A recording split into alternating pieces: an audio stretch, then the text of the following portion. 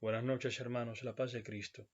Es cierto que es algo tarde, pero aprovechemos este poco de tiempo que queda en este día para comentar ya un poco esta palabra que el Señor nos regala hoy, jueves 7 de enero, después de la Epifanía del Señor.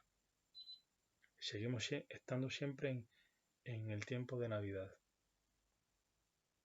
Bien, el Señor hoy nos llama a poder examinar si los espíritus son de Dios o no. Antes que todo, en el Evangelio, Mateo nos anuncia en Cristo el cumplimiento de una profecía de Isaías, que hemos escuchado mucho en este tiempo de Navidad y también en el tiempo de Adviento. Dice el profeta Isaías: el pueblo que habitaba en tinieblas ha visto una gran luz. A los que habitaban en paraje de sombras de muerte, una luz les ha amanecido. Esta gran luz es el mismo Jesucristo, su persona, sus palabras y sus acciones. Esta gran luz llega con las enseñanzas de Cristo, en palabras y obras, con la predicación, con el querigma. Cristo decía: convertíos, porque el reino de los cielos ha llegado. Ha llegado, sí, en su persona. En la persona de Cristo se hace presente el reino de los cielos. Y se puede entrar en este reino de gran luz que vence las tinieblas, convirtiéndonos a Cristo. Primeramente, dejándonos amar por Él, acogiendo su amor y su misericordia, y luego dejando que este amor de Cristo, que es la verdad, la única verdad, cambie nuestra forma de pensar. La palabra conversión o metanoia, que es la que se usa en griego, significa precisamente esto: cambio de mentalidad. Si notamos bien, la liturgia de hoy nos propone una palabra que está cortada por la mitad. La parte que une estos dos fragmentos del Evangelio es la del llamamiento de los 4 primeros discípulos. Jesús sana a todos aquellos que acogen la buena nueva, que acogen sus enseñanzas, emprendiendo un camino de discipulado, es decir, de seguimiento de Cristo.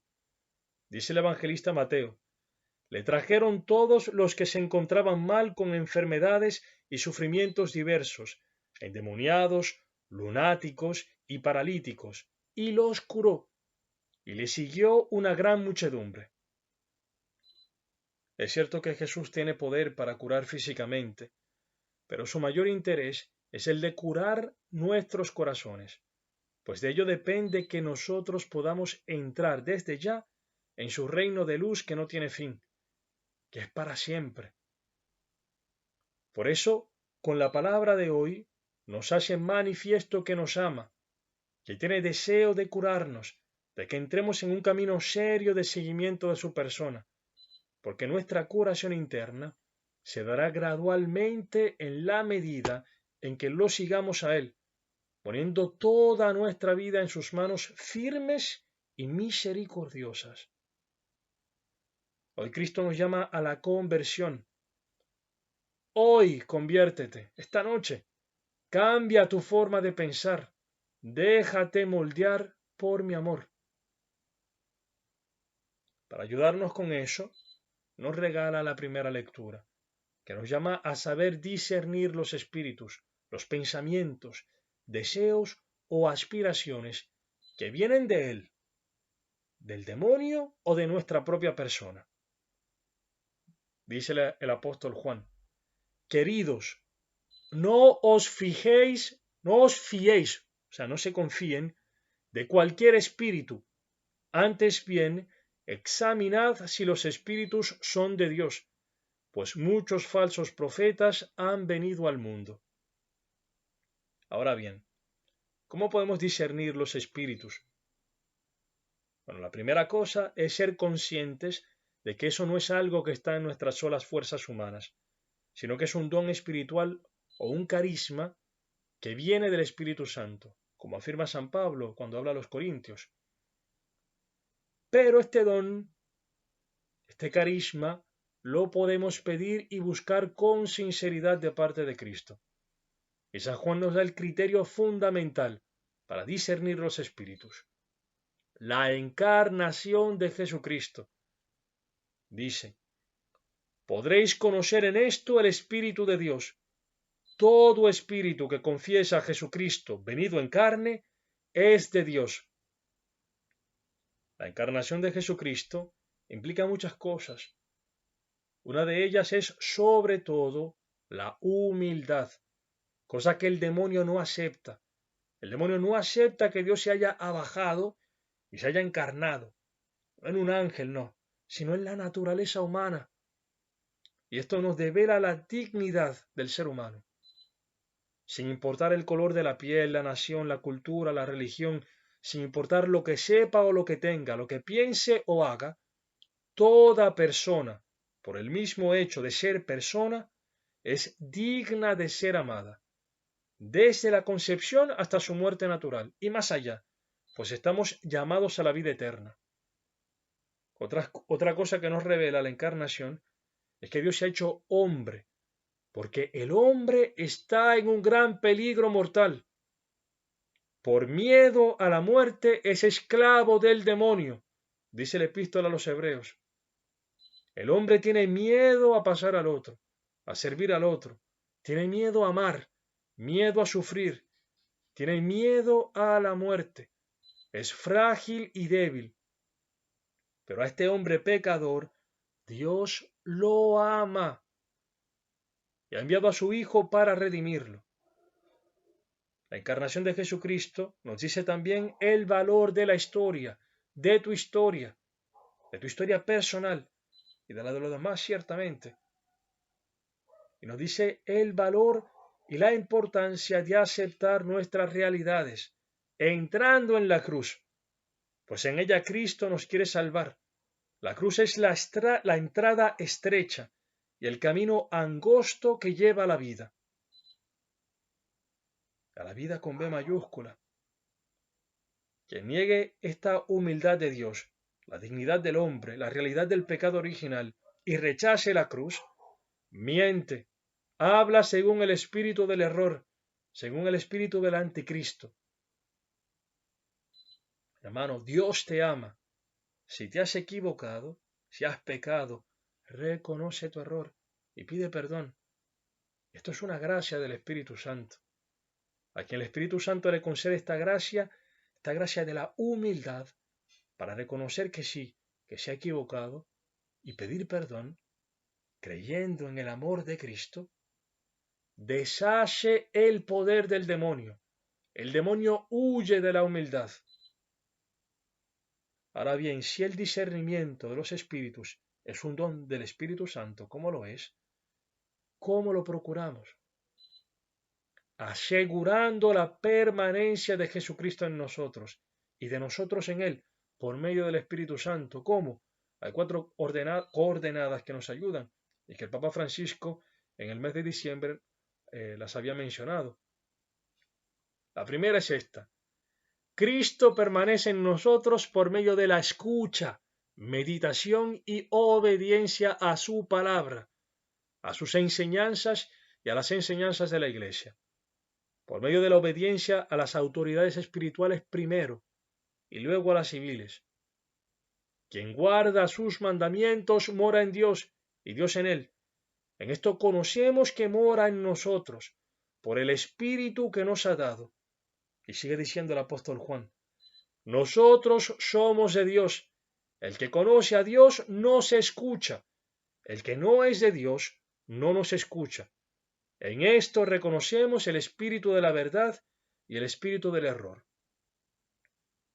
Los falsos profetas se pueden distinguir primeramente teniendo en cuenta si sus palabras son fieles a las enseñanzas de Cristo y de la Iglesia, y luego si lo que dicen se cumple. Pero aun si se cumpliese lo que dice, si no es fiel a las enseñanzas de Cristo y de la Iglesia, no viene de Dios. Por eso el mismo Jesús dice, surgirán falsos cristos y falsos profetas que harán grandes señales y prodigios capaces de engañar, si fuera posible, a los mismos elegidos. Mirad que os lo he predicho. decía Cristo. Ahora bien, la síntesis de toda la palabra y de las enseñanzas de Cristo y de la Iglesia es el amor. Amor a Dios sobre todas las cosas y al prójimo como a uno mismo, o más bien, como Cristo mismo nos ha amado. Es necesario permanecer en una comunidad eclesial en la cual se nos transmita el amor de Cristo, sus enseñanzas y las de su Iglesia, en la cual podamos entrar en la obediencia a personas concretas de carne y hueso, frágiles, y que incluso se pueden equivocar.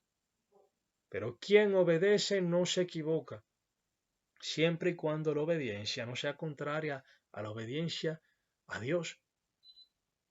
En la Sagrada Familia de Nazaret, la cabeza era San José, el único que probablemente no fue inmaculado y que tenía más posibilidades de equivocarse. Pero Jesús se sometió tanto a él como a María, pues las autoridades terrenas representan la autoridad paterna de Dios. La obediencia de amor al mandamiento del amor a Dios y al prójimo, valga la redundancia, nos sirven como criterio de discernimiento. Si hay algo que se eleva o se quiere elevar por encima de Dios en nuestra vida, estemos seguros de que no viene del Espíritu Santo. A este fin, la renuncia a todos nuestros bienes es una ayuda a discernir, pues dice Jesús, no podéis servir a Dios y al dinero. Por eso, si descubres que tienes un apego hacia algún bien que devora tu libertad cristiana, véndelo y dáselo a los pobres, o simplemente regálaselo a los pobres. Otra acción que quincenal o mensualmente nos puede ayudar a salar nuestros bienes es destinar fielmente un porcentaje, un 10% o más, lo que el Espíritu Santo te inspire, de las entradas, de nuestras entradas, destinarlo este porcentaje a los pobres y o a la evangelización. Este es un signo que nos ayuda a poner a Dios por encima del dinero. En cuanto a nuestra relación con el prójimo, la regla de oro nos puede ayudar. No hacer al otro lo que no queramos que nos hagan y hacerle lo que sí queremos que nos hagan, teniendo presente que el amor al prójimo está llamado a tener la forma de la cruz, es decir, de amor incluso al enemigo. Sin devolver a nadie mal por mal, no tomando la justicia por cuenta vuestra, antes al contrario, si tu enemigo tiene hambre, dale de comer, y si tiene sed, dale de beber. Haciéndolo así, amontonarás ascuas sobre su cabeza. No te dejes vencer por el mal, antes bien, vence al mal con el bien, dice San Pablo en la epístola a los Romanos. En los frutos se distingue lo que viene de Dios. Árbol bueno da fruto bueno, árbol malo da fruto malo. El amor a Dios y el amor al prójimo nos hacen distinguir los espíritus. Estamos aquí ya en la segunda coordenada. Al permanecer de la palabra en nosotros y a la obediencia a la misma, se conecta pues el permanecer en Cristo por medio del amor fraterno, de la comunión eclesial. La búsqueda constante de la comunión fraterna, de la caridad, nos ayuda en el discernimiento. Y este es un mandamiento, dice San Juan, que creamos en el nombre de su Hijo Jesucristo y que nos amemos unos a otros, tal como nos lo mandó. Quien guarda sus mandamientos permanece en Dios y Dios en él. En esto conocemos que permanece en nosotros, por el Espíritu que nos dio. A Dios nadie le ha visto nunca. Si nos amamos unos a otros, Dios permanece en nosotros y su amor ha llegado en nosotros a su plenitud. Tercera coordenada. La vida sacramental, especialmente la Eucaristía, nos ayuda a permanecer en Cristo. El que come mi carne y bebe mi sangre, permanece en mí y yo en él. Lo mismo que el Padre que vive, me ha enviado y yo vivo por el Padre, también el que me coma vivirá por mí, dice el Señor. Hemos mencionado 3 coordenadas que nos ayudan a discernir uniéndonos a Cristo: la escucha y obediencia a la palabra, la comunión eclesial y la vida sacramental. La cuarta coordenada es la oración. Estas 4 son pilares de la vida cristiana. Sin estas estamos faltos de fundamento. Construimos sobre arena, estamos faltos de discernimiento. Por último, hay 2 cosas que nos ayudan a situarnos en estas 4 coordenadas, ayudándonos también a discernir. La primera es tener en cuenta el kairos, el momento presente que vivimos. Las cosas adquieren su verdadero sentido cuando tenemos presente que nuestra vida terrena es pasajera y que estamos llamados a la vida eterna, al cielo. Segundo, que la vida cristiana es un combate espiritual, para el cual tenemos que armarnos con las armas de la luz, de las que habla San Pablo en la carta a los Efesios. Hoy, hermanos, acojamos la invitación de Jesucristo a seguirlo, a dejar que Él nos vaya sanando, entrando en este camino de conversión que es gradual, dejando que su amor transforme nuestra forma de pensar, que podamos inserirnos en estas 4 coordenadas que nos van dando la vida, que nos van garantizando esta unión con Jesucristo: la palabra, la comunidad, los sacramentos, la oración. Teniendo presente el momento presente, valga la redundancia, teniendo presente el kairos, y que nuestra vida es un combate. Nuestra victoria está asegurada en Cristo. Con Él somos más que vencedores. Por eso dice San Juan: vosotros, hijos míos, sois de Dios y los habéis vencido, pues el que está en vosotros es más que el que está en el mundo. Pues todo lo que ha nacido de Dios vence al mundo, y lo que ha conseguido la victoria sobre el mundo es nuestra fe. Alabado sea Jesucristo.